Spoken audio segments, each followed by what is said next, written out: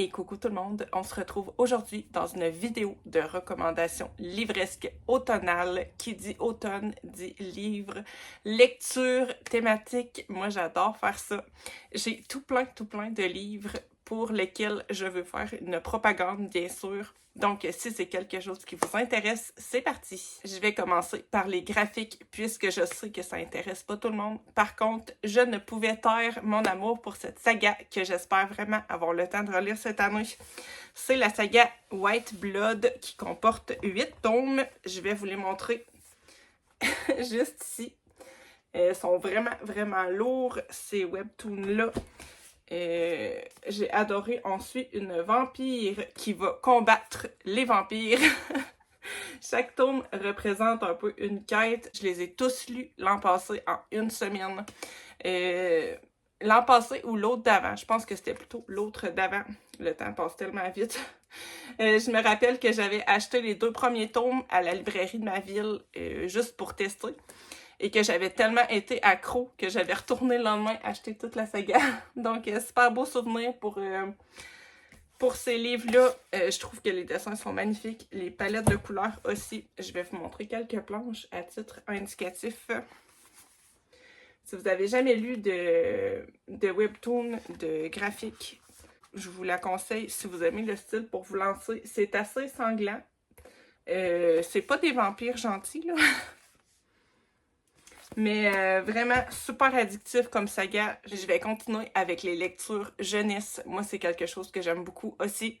J'ai quelques titres à vous présenter qui sont pour moi vraiment des incontournables de la période automnale. Tout d'abord, un livre qui est paru assez récemment, c'est Agence Perdido de Victor Dixon. Ceux qui me suivent un petit peu savent à quel point j'ai aimé la saga Vampiria que je vais vous présenter un petit peu plus tard. Ça, c'est un de ses derniers titres parus. Moi, je l'ai acheté en édition collector. Il est super beau. Il me tarde vraiment d'avoir la suite. C'est de la jeunesse, mais c'est quand même assez sombre comme univers. On suit une jeune fille qui va découvrir tout un monde où les croque-mitaines existent.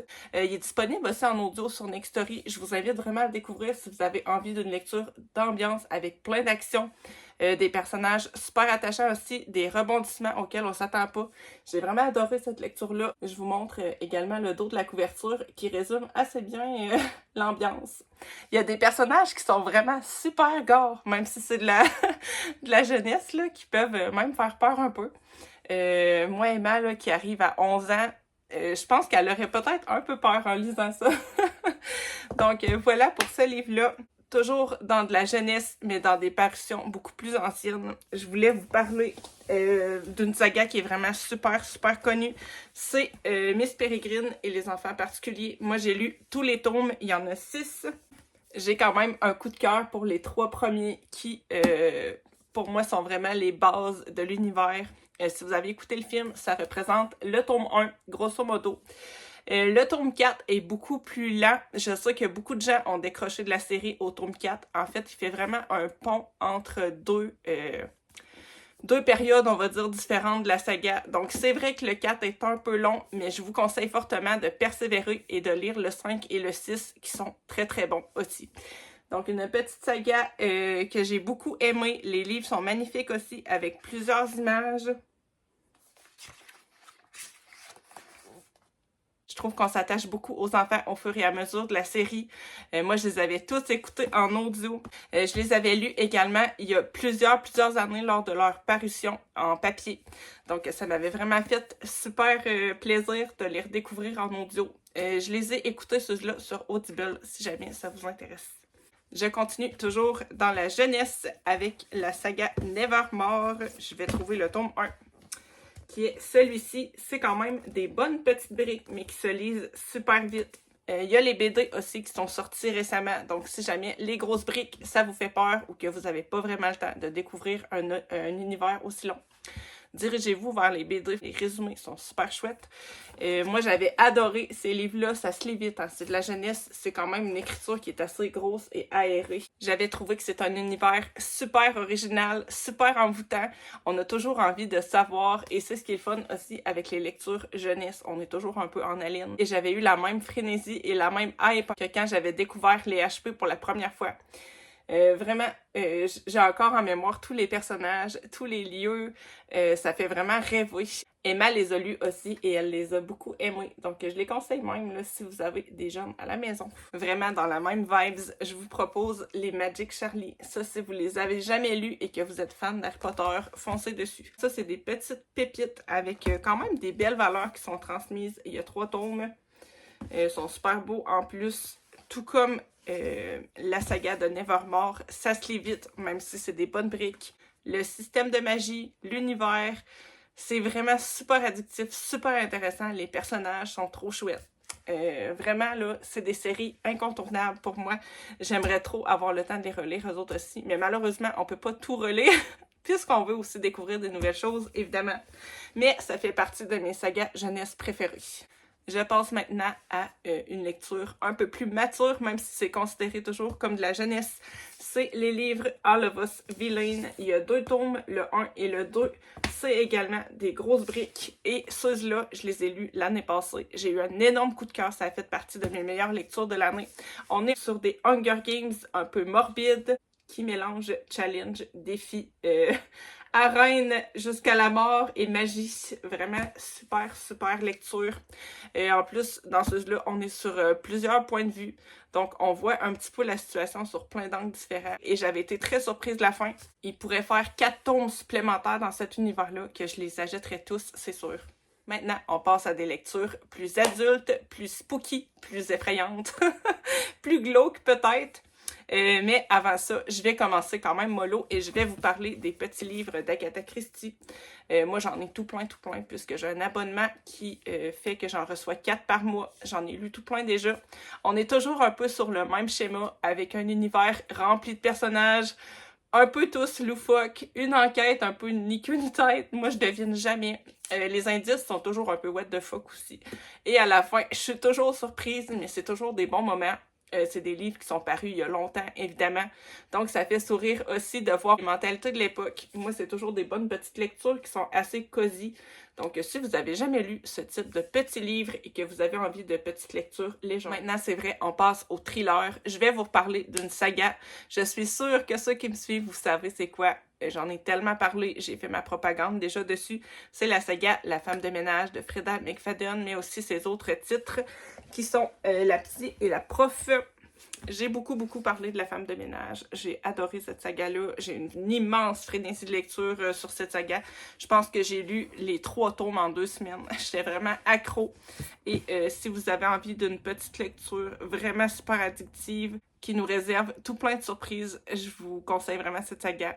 Et on est sur du thriller domestique. Il y a 3 tomes pour cette série-là. Sinon, il y a La psy, que moi j'ai personnellement encore plus aimé que La femme de ménage une fois que je l'ai découvert. Ça, c'est un one-shot. On est un peu sur la même vibes, sauf que c'est un couple qui va emménager de manière un peu imprévue dans la maison d'une psy. Donc, je vous laisse découvrir qu'est-ce qui se passe avec ça. Et dernier titre paru de l'autrice, c'est La prof, que j'ai également lu le jour de sa sortie. J'ai un peu moins aimé celui-là, pas parce que c'est moins bon, simplement parce que moi, il y a des thèmes là-dedans qui m'ont un peu dérangé. Ça reste quand même une super bonne lecture. Donc, je reste un peu dans la même vibe des thrillers domestiques et je vous conseille La recette de la femme parfaite. Vraiment, j'avais beaucoup aimé la manière dont c'était écrit, puisque à chaque chapitre, on a des recettes d'époque. Par contre, attention, c'est une fin ouverte, donc on n'a pas vraiment de conclusion à l'histoire. Moi, ça m'avait pas vraiment dérangé, mais j'aurais pris 1000 pages de plus. J'avais beaucoup aimé l'écriture de l'autrice, la manière que le roman est construit. Donc, c'est un peu à nous et à notre imagination d'imaginer comment que ça se termine. Mais outre ça, si jamais c'est pas quelque chose qui vous dérange, sautez sur cette petite pépite. Aussi, j'ai lu il y a quelques années Le Portrait. C'est une lecture que j'ai encore en tête, même si ça fait longtemps que je l'ai lu. On va suivre une femme qui va postuler pour un poste de gouvernante dans ce charmant petit manoir. Vous m'excuserez mes ongles qui sont, ma foi, dus pour être faits. Bref, on n'est pas là pour parler manicure, on est là pour parler livre, donc c'est pas très grave.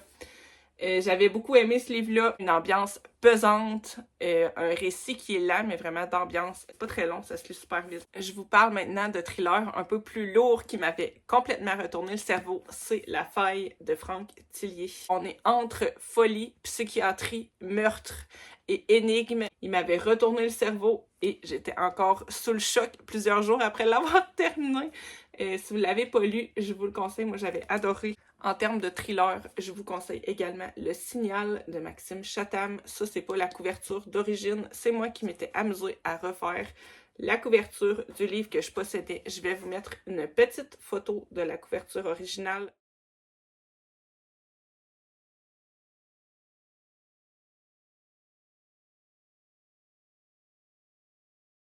Si vous voulez une ambiance halloweenesque, ce livre est parfait, puisqu'on est dans un petit village un peu paumé dans la forêt, où il se passe plein de trucs inexpliqués, avec des épouvantails, avec des têtes de citrouilles qui prennent vie, un groupe d'adolescents qui vivent plein de mésaventures.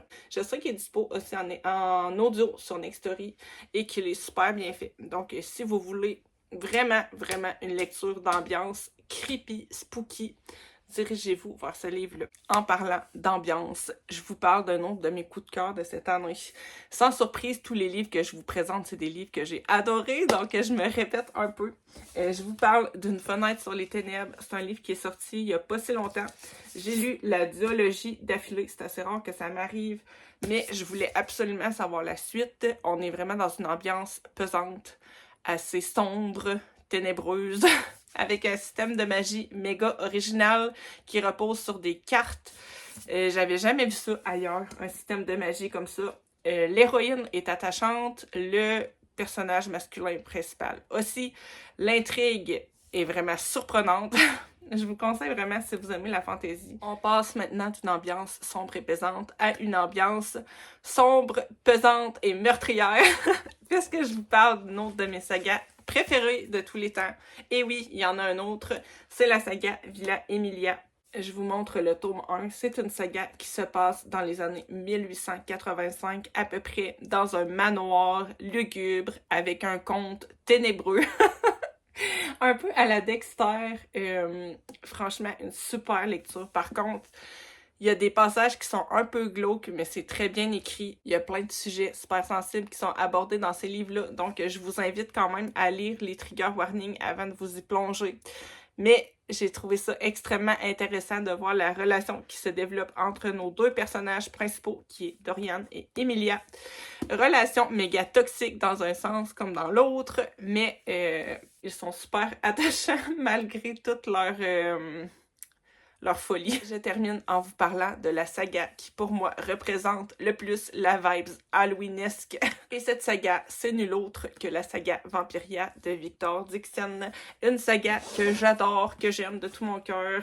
Moi, j'ai acheté les belles éditions collector. Il y a, à l'heure actuelle, 6 tomes de sortie. Là, je vous montre le dernier que j'ai lu. Je vais vous trouver le premier. Je vous les montre comme ça. Ils sont vraiment super beaux, là. Le tome 1 s'appelle La Cour des Ténèbres. C'est vraiment tout un univers qui est super bien construit. C'est super immersif. Et Victor Dixon, c'est un auteur qui n'hésite pas à faire subir les pires atrocités à ses personnages. On s'attend toujours au pire. On sait jamais à quoi s'attendre, en fait. Il peut tuer un de tes personnages préférés n'importe quand. Il y a toujours des revirements auxquels je m'attends jamais. C'est des livres qui sont assez épais, mais je vois jamais le temps passer. Tellement que quand la nouveauté est sortie, je voulais me la garder pour l'Halloween, mais j'ai pas réussi à attendre. Je l'ai dégommé tout de suite quand je l'ai eu. Tous les tomes ont été des coups de cœur. Si vous aimez les univers de vampires sanglants, pas à la Twilight, mais les vampires méchants, dirigez-vous vers cette saga-là. Je pense vraiment que vous serez pas déçus.